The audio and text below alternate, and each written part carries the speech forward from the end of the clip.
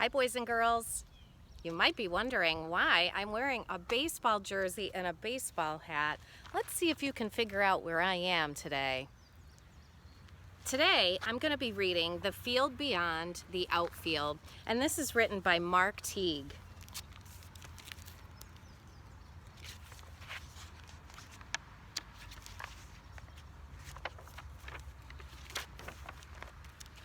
When Ludlow Grebe began to complain about the monsters in his closet, you're going to notice he has quite the imagination. And the sharks that swam outside every time it rained. So here he is. Imagination like crazy. Look at the sharks swimming. And we all know that even when the puddles arise when it rains, sharks don't all of a sudden start swimming in them.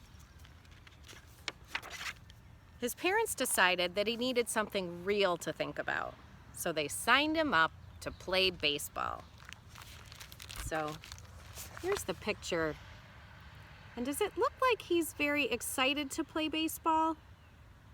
It looks like if we look how the illustrator has framed this, he's got his hands in his pockets and the dad is kind of pushing him and the mom is encouraging him and he's sort of pushed back. He doesn't look like he wants to participate at all, does he? Ludlow put all of his energy into learning the game. He watched the pitches and he counted the strikes and hardly thought about monsters at all. And when he finally got a chance to play outfield for the Oswald County Hornets, Ludlow was ready. A good ball player is always ready. So does he look ready to you? If you look at the picture closely, I'm going to get it a little closer. He doesn't really look like he's very focused on the game. He's looking at a bug on his finger. And the coach is sort of pointing over toward the game and he doesn't seem very interested.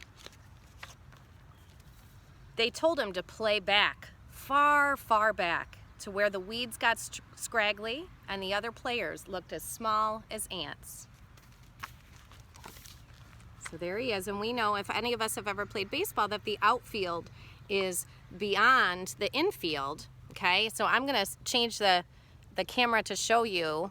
I am in the infield right now where I am. And the infield is the part that has the brown. And so the outfield is where we go when the big hits are hit, right? So he feels the other players look as small as ants because he's out in the outfield waiting for those big hits. He was so far back, he was almost out of the outfield and into another field altogether.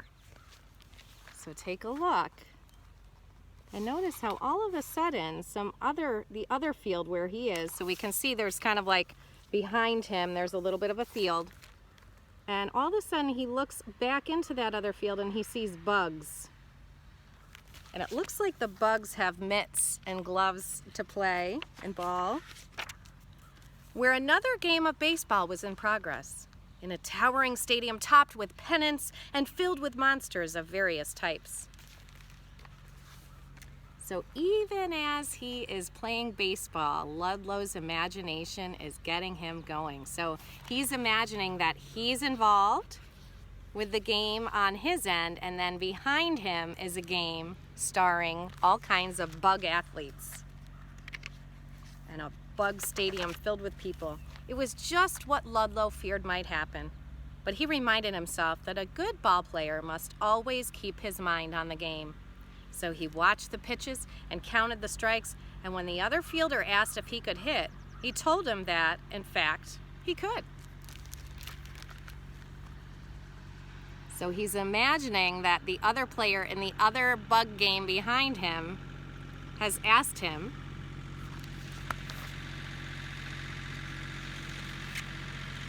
When the inning changed, Ludlow was whisked off to try his luck swinging the bat.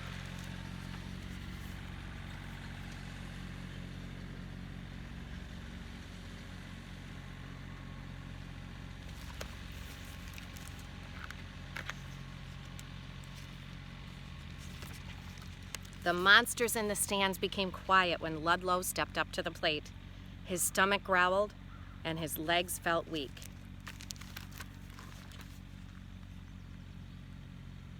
So there he is, and take a look at some of the characters that are in the audience. We call the audience at a ball game the stands. So he did what all good ball players do.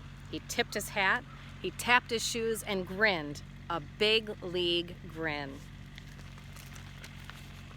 So there he is.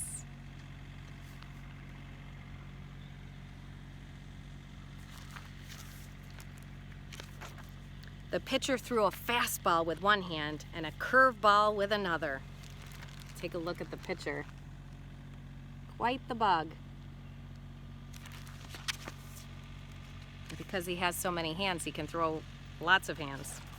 But Ludlow saw the knuckleball coming and he swatted it out of the park.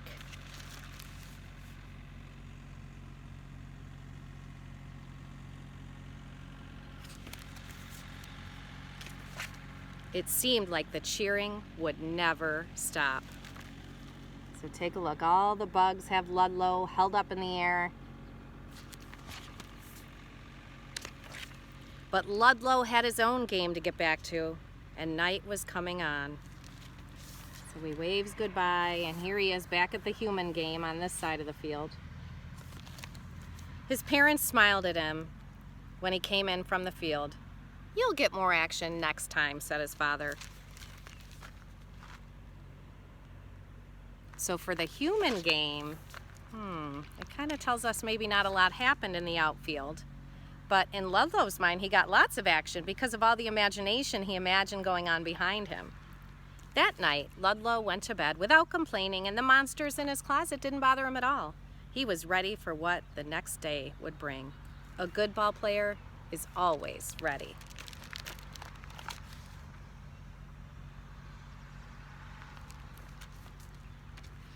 And that was the end of The Field Beyond the Outfield by Mark Teague.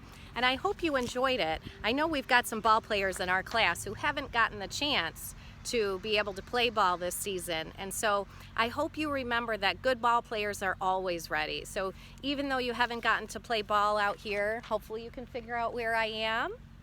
If you haven't gotten a chance to play ball out here, I'm hoping that someday you will next year. Because of course, because of the virus, we've had to cancel things like ball. So I hope you enjoyed getting to see the field and getting to see my son's jerseys from when he played Little League. So I hope you enjoyed it, and I will see you tomorrow. Remember, tomorrow is Athena's school birthday, so get those cakes out and ready to be colored. See you tomorrow. Miss you all. Mwah. Bye-bye.